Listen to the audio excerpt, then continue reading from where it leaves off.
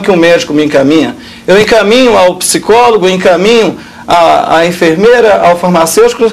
A questão toda, o paciente vai procurar quem primeiro? Não é? Se o paciente chegar no meu consultório primeiro com uma lombalgia, esse paciente, por exemplo, tem lá seus 70 anos, vou fazer a anamnese dele. Pergunto para ele, o senhor está urinando direitinho? Não, estou tendo grande dificuldade de urinar. Eu estou sentindo muita dor na minha região lombar. Imediatamente eu vou encaminhá-lo ao urologista. Esse senhor pode ter uma dor nas costas causada de um câncer de próstata. Eu preciso do diagnóstico clínico, sim. Certo? Se na minha anamnese eu descobrir que esse paciente tem um problema somente biomecânico, e após eu trabalhar... O que é esse problema biomecânico? Vamos supor, ele tem lá uma dor na coluna, né? A coluna vertebral é composta de vários segmentos. Os segmentos são cada vértebra e um disco vertebral intervertebral entre elas. Se algum desses segmentos, por algum motivo, diminuir a sua mobilidade, esse paciente pode vir a ter dor.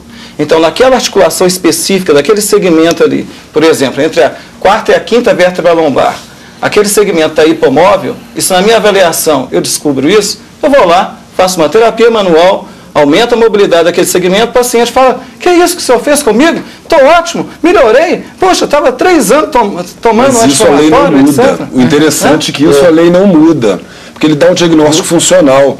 Mas suponhamos que o paciente tem um câncer ósseo e não melhore, que ele tem uma tuberculose óssea, ele não melhore, ele vai necessariamente ser obrigado a encaminhar esse paciente para um médico, para um diagnóstico preciso e a terapêutica médica adequada.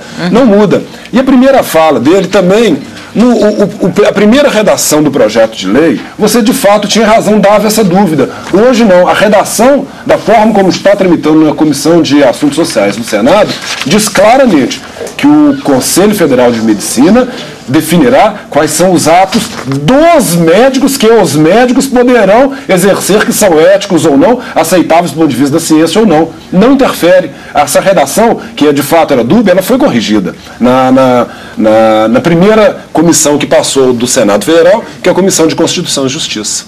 Por isso eu acho que essas perguntas estão tem conhecimento disso? Sim, eu tenho conhecimento porque eu faço parte do Fórum de Entidades Nacionais, né? Então, mesmo assim, com essa mudança, você acha que, de certa forma, vocês vão ficar subservientes aos médicos? Essa questão está sendo discutida em Brasília, no fórum correto, onde já deve ser discutida, né?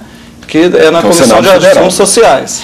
Vão haver várias audiências públicas, onde todos os conselhos federais estarão discutindo, colocando os termos, as palavras corretas.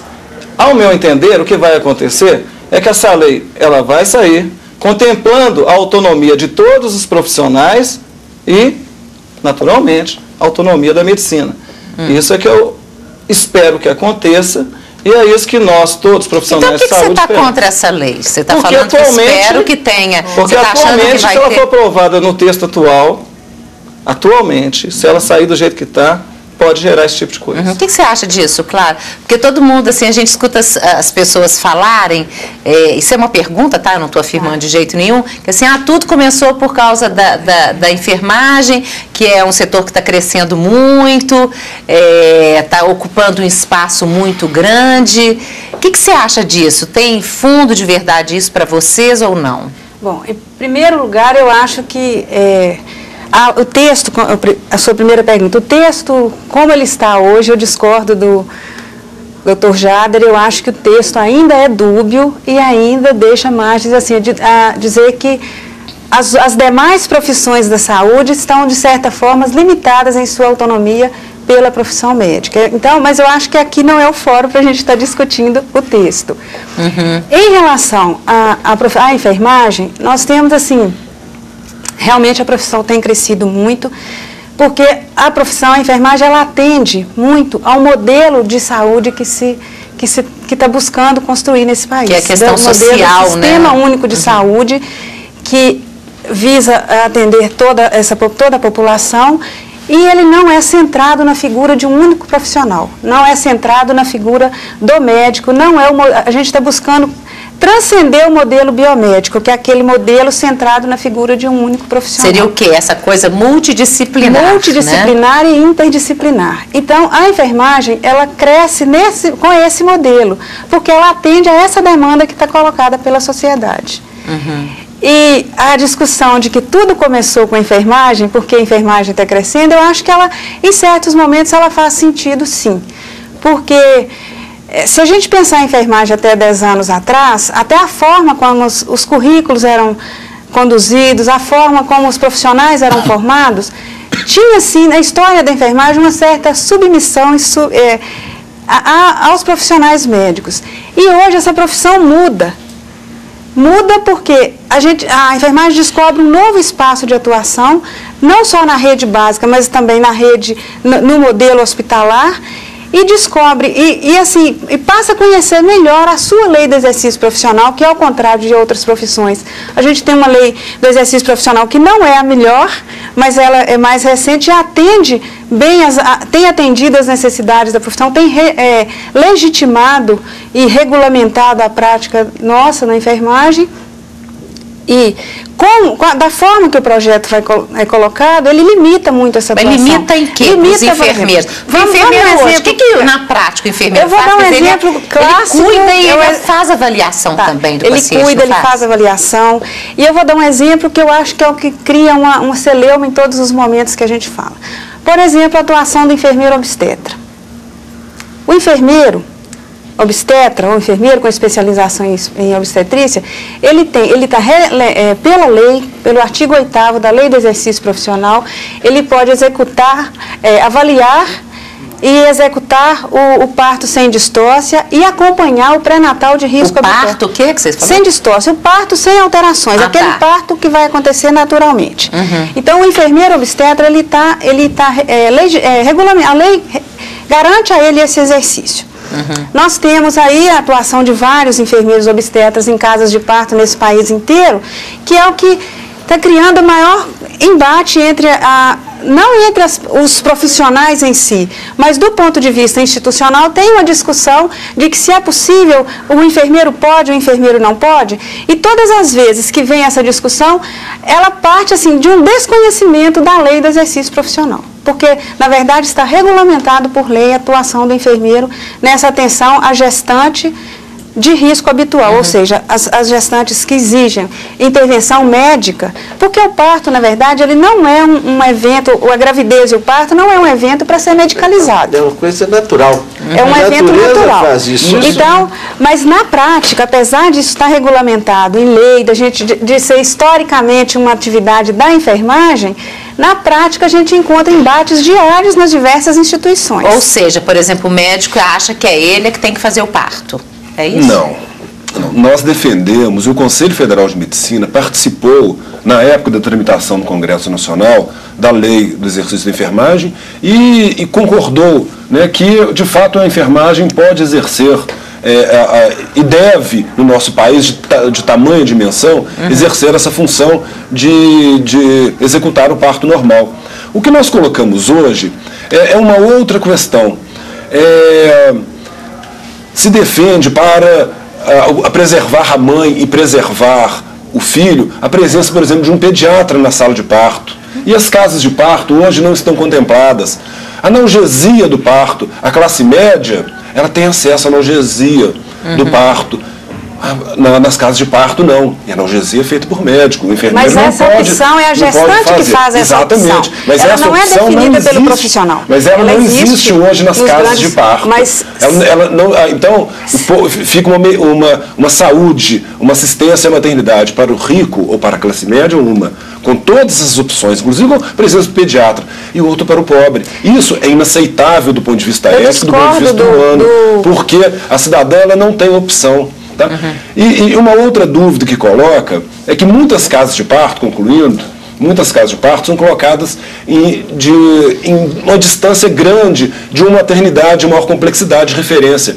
Se esse parto que está caminhando com toda a naturalidade, ele complica, não tem um médico ali que possa executar, por exemplo, uma cesariana, e a enfermeira não pode, a obstetriz não pode executar esse ato, vai ter que ser transportado, muitas vezes em condições ruins de transporte, distantes, com trânsitos né, precários nas grandes cidades, comprometendo a vida da mãe e a vida da criança. São essas condições que nós colocamos. Não somos contra o exercício da obstetrícia pela enfermeira. Ao contrário, é um avanço na sociedade. O que você quer dizer? Eu quero dizer o seguinte, que eu discordo da questão assim, de dizer que é medicina para rico e medicina para pobre. Na verdade, nós da enfermagem, quando a gente está prestando assistência, nós não estamos olhando por esse lado. Na verdade, a gente presta assistência de enfermagem, ou cuidado de enfermagem, ou assistência ao paciente. Independente disso, a gente presta assistência ao ser humano. Então, nós não estamos fazendo essa diferenciação de medicina para rico nem para pobre, até porque nós acreditamos no Sistema Único de Saúde não como uma medicina para pobre, mas como um sistema que deve ser implementado nesse país para todas as pessoas, independente. Mas essa questão, só eu quero completar a minha fala. Claro, pode completar. A outra questão é em relação às casas de parto. A proposta das casas de parto, essa história de que a casa de parto é longe Existem algumas que realmente são mal localizadas e são longe de hospitais. Mas, por exemplo, o centro de parto da Vika Pristano aqui em Belo Horizonte é dentro do Hospital Sofia Feldman. Ele é na área dentro do hospital, então não tem essa história de que a gestante vai ser transportada em condições precárias.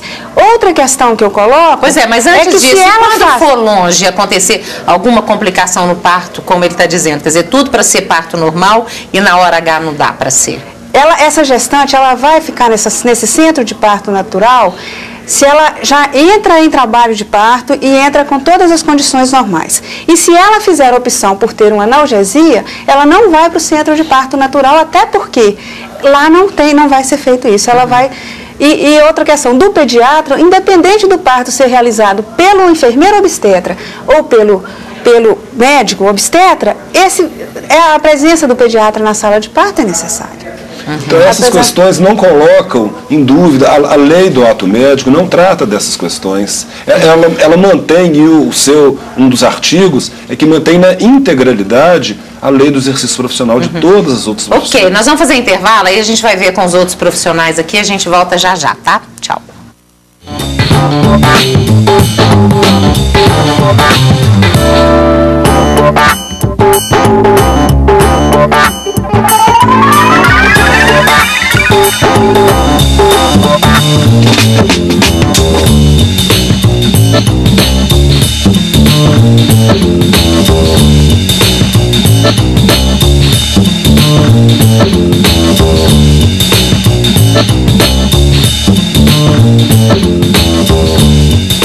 A região com o maior índice de aproveitamento considerado adequado é a Sudeste, com 7,7% dos alunos.